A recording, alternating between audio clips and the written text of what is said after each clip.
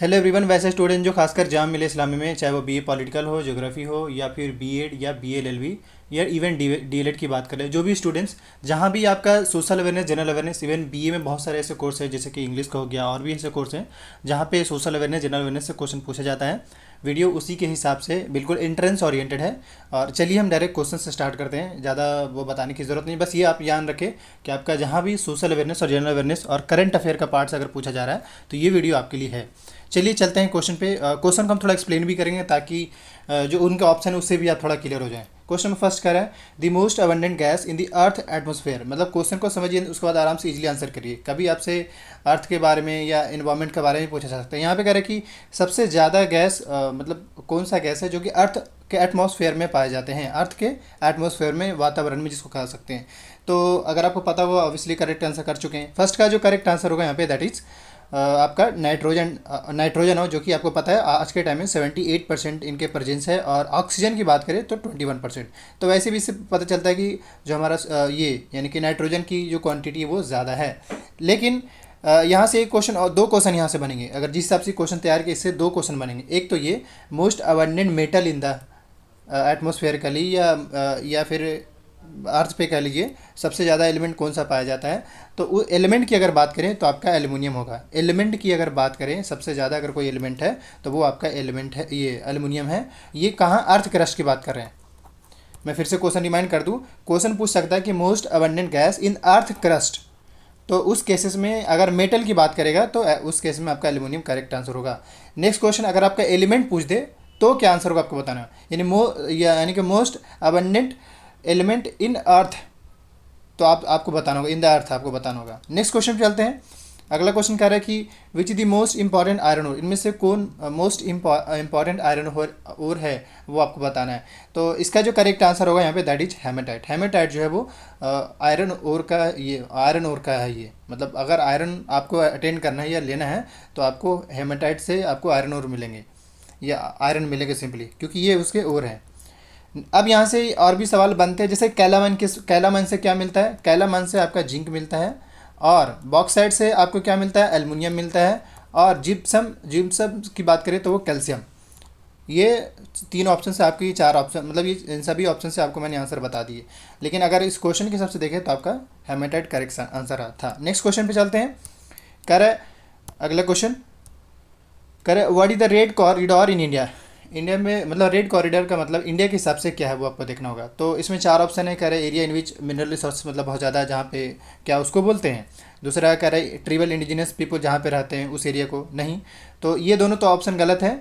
तीसरा कह रहा है it is an experience considerable naxalite insurgency. अभी कुछ दिन पहले जो मतलब अराउंड 6 मंथ पहले के लिए नक्सलाइट इंसर्जेंसी हुआ था आपके छत्तीसगढ़ के आसपास में। तो ये न्यूज़ आया था न्यूज़ में, तो रेड कॉरिडोर के नाम से। तो रेड कॉरिडोर का मतलब होता है आपका सी एरिया जहाँ पे सबसे ज़्यादा नक्सलाइट इंसर्जेंसी फील किया जाता है। तो मेरे ख्याल से इसका जो करेक्ट आंसर है दैट इज सी होगा। नेक्स्ट क्वेश्चन पे चलते हैं। अगला क्वेश्चन यहाँ पे कह रहा है कि global warming is due to release of, यानी ग्लोबल वार्मिंग का सबसे बड़ी वजह क्या है वो आपको बताना है।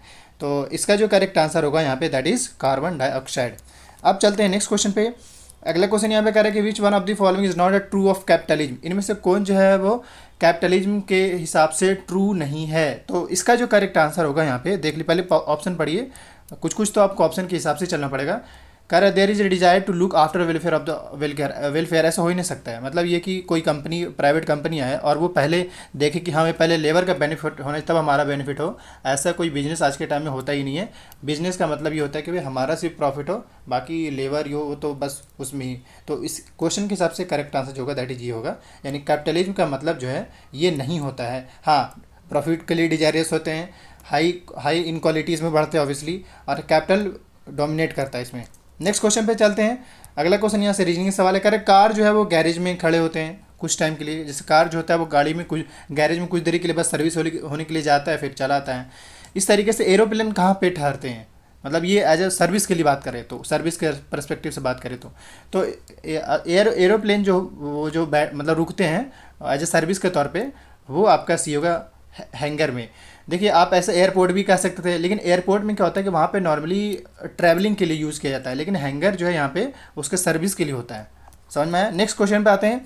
अगला क्वेश्चन कर रहा है gravity is related to push in the same way magnetism is related to, मतलब ग्रेविटी का मतलब यही समझते हैं कि हाँ भाई कोई बॉडी अपनी ओर कैसे अट्रैक्ट कर रहा है, जैसे अर्थ की ओर बहुत सारे बॉडी अट्रैक्ट होते हैं, जैसे मान ली कोई बॉडी अगर आप ऊपर आसमान की ओर फेंकते हैं तो वो नीचे आ जाता है, तो वो कहीं ना कहीं बॉडी जो है उस छोटे से बॉडी को अर्थ अपनी ओर अट्रैक्ट कर रहा है, तो यानी कि अट्रैक्ट किया खुद की ओर।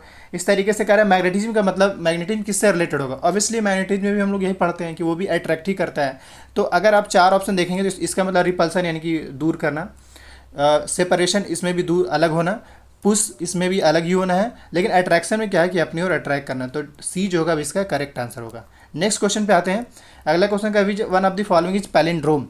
असल में ये पैलिंड्रोम जो है आपका डीएनए से रिलेटेड है, डीएनए आप पढ़े होंगे उससे रिलेटेड है, और इसमें मुझे थोड़ा सा कन्फ्यूजन है, लेकिन हमारे हिसाब से इसमें जो करेक्ट आंसर है दैट इज टाइम से रिलेटेड है। बाकी इसमें देख ले, मैं इसमें कंफर्म नहीं हूँ, मैं आप ये क्वेश्चन देख लीजिएगा, ऐसे इतना टफ तो पूछेगा नहीं, लेकिन फिर भी। अगले क्वेश्चन पे आ रहा है which of the following is not a contiguous digit, इनमें से कौन जो है वो कंटीजियस डिजीज। देखिए बायो का कुछ ऐसे सेक्शन है जो आपको हर जगह पे नहीं मिलेंगे, लेकिन आपको सबसे तैयार करना पड़ेगा।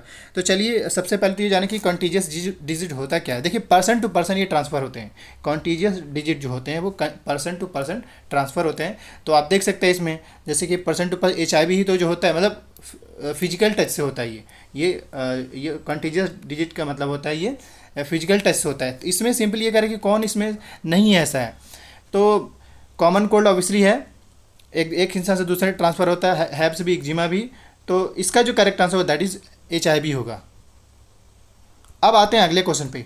अगला क्वेश्चन कह रहे हैं यहाँ पे कि 2021 designated as the international year of dash by the UN general assembly. UN united nation आप जानते ही है, उनके द्वारा 2021 को किस नाम से घोषित किया गया था।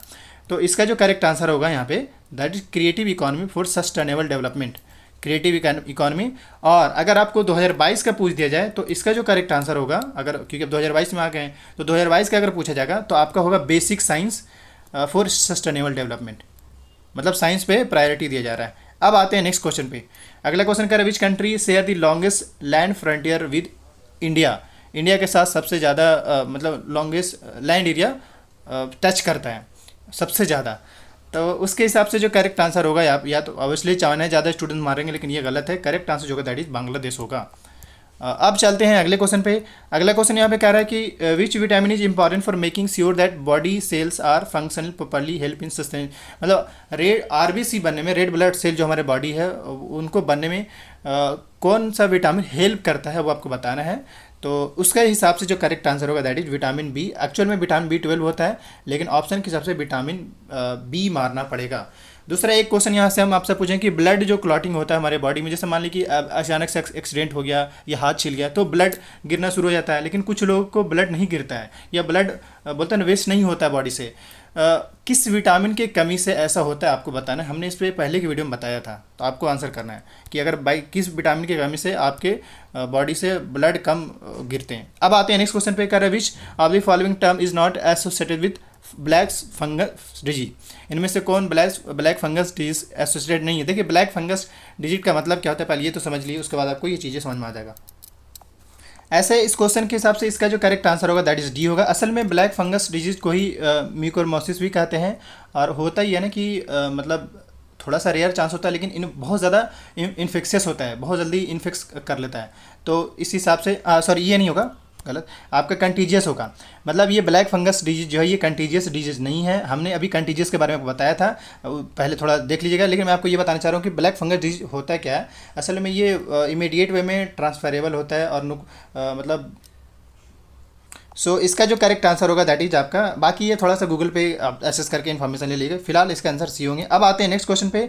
अगला क्वेश्चन यहाँ पे कह रहा है कि एंटोनिम ऑफ इंस्क्रूटेबल। इंस्क्रूटेबल का मतलब होता है रिड्यूस करना, एंटोनिम पूछा जा रहा है। अब आते हैं नेक्स्ट क्वेश्चन पे। अगला क्वेश्चन यहाँ पे कह रहा है, एक सेकंड में फिर से गिनाता हूँ। अगला क्वेश्चन यहाँ पे कह रहा है कि Rafale fighter jets are manufacture which country. किस कंट्री में राफेल फाइटर जेट बनाया जाता है, तैयार किया जाता है। तो इसका आपको जानती होंगे, करेक्ट आंसर होगा दैट इज फ्रांस में। नेक्स्ट क्वेश्चन पे आते हैं। नेक्स्ट क्वेश्चन कह रहा है to the phrase to drive homes means, ये एक तरह का फ्रेज है। इसका जो करेक्ट आंसर होगा यहाँ पे that is to emphasize. Next question पे आते हैं, correct concept of natural right is associated with, जैसे डार्विन का थ्योरी था वो देख लीजिएगा थोड़ा। तो इसका जो करेक्ट आंसर होगा that is Locke, C correct answer होगा। नेक्स्ट क्वेश्चन पे आते हैं, correct ozone layer in the outer outer atmosphere help, मतलब ओजोन लेयर एक्चुअली में क्या हेल्प करता है एटमॉस्फेयर में?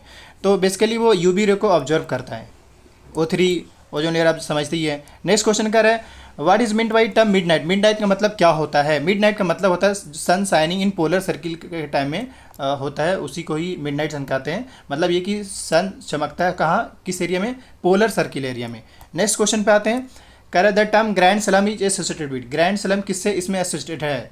तो इसका जो करेक्ट आंसर होगा दैट इज लॉन टेनिस। जैसे सुनते ही होंगे कि नोवाक जोकोविच, आई थिंक, हाँ नोवाक जोकोविच, या फिर कभी कभी आप सादा इस तरीके से सुनते ही होंगे। अब आते हैं अगले क्वेश्चन पे, कर रहे हैं करेंसी ऑफ मलेशिया, मलेशिया की करेंसी क्या है? तो इसका जो करेक्ट आंसर होगा दैट इज रिंगिट। टाका तो आपको पता ही बांग्लादेश का है, और ये मलेशियन रूपी नहीं चलता वहाँ पे। पेसो जो है वो, पेसो जो अमेरिका वगैरह में चलता है पौंड के नाम से। बाकी आज के लिए इतना ही, और अगर कोई भी क्वेरी हो कमेंट कर दीजिएगा, और इस तरीके से अपडेटेड रहिए। बहुत इंट्रेंस और रेटेड बिल्कुल वीडियोज़ आएंगे। वीडियो अच्छा लगा तो लाइक कर दो, अपने दोस्तों के साथ भी शेयर कर सकते हैं।